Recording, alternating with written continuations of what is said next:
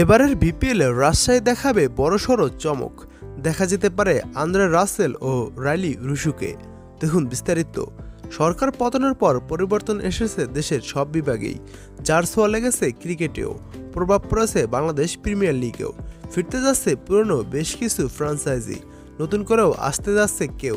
সেই সাথে বিপিএল থেকে বাদ পড়তে যাচ্ছে সর্বোচ্চ শিরোপাজয়ী কুমিল্লার পরিবর্তে বিপিএলে আসতে চলেছে দুর্বার রাজশাহী।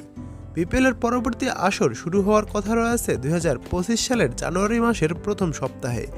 11তম এই আসরকে সামনে রেখে এরই মাঝে ফ্র্যাঞ্চাইজিদের সাথে যোগাযোগ শুরু করেছে বিসিবি। সবকিছু ঠিক থাকলে অক্টোবরের প্রথম সপ্তাহে হবে প্লেয়ার্স ড্রাফট, যেখানে চমক থাকছে নিশ্চিতভাবেই। বিপিএলের 7 দল প্রায় চূড়ান্ত। খুলনা, সিলেট, বরিশাল, রংপুর 4 দলই থাকছে আগের ফ্র্যাঞ্চাইজির মালিকানায়। ঢাকার মালিকানায় ওয়ালটনের কসমেটিক্স ব্র্যান্ড রিমার্ক হারল্যান্ডের কাছে গেছে। চট্টগ্রামের মালিকানায় ফিরছে সামির কাদের চৌধুরীর কাছে। এদিকে রাজশাহীর মালিকানায় নিচ্ছে ভ্যালেন্টাইন গ্রুপ। এবারের বিপিএলে দুর্বার রাজশাহীর বিদেশি প্লেয়ার হিসেবে আন্দ্রে রাসেল এবং রাইলি রুশুকে আনার চেষ্টা করবে বলে জানিয়েছে দুর্বার রাজশাহীর ফ্র্যাঞ্চাইজির মালিক পক্ষ। এছাড়া আরও চমক থাকবে বলে জানিয়েছে তারা। বহু বছর পর ফিরে টাইটেল ফাইট দেওয়ার অপেক্ষায় দুর্বার রাজশাহী।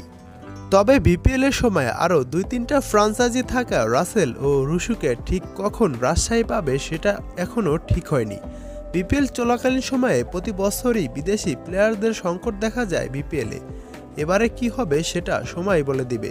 রাসেল ও রুশুকে ছাড়া দেশি প্লেয়ারদের মধ্যে রাজশাহীর টার্গেটে রয়েছে যারা, তারা হলো তাওহিদ হৃদয়, সাব্বির রহমান, নাজমুল হোসেন শান্ত, মুশফিকুর রহিম, নাহিদ রানা, তাইজুল ইসলাম, হাবিবুর রহমান সোহান, শফিকুল ইসলাম। এদের মধ্য থেকে যে কাউকে বা 2-3 জন বা এরকম কাউকে দলে রাখতে পারে রাজশাহী। এই প্লেয়ারগুলোই রাজশাহীর টার্গেট, তাই রাজশাহী এখান থেকে যে কাউকে দলে ফেরাতে পারে।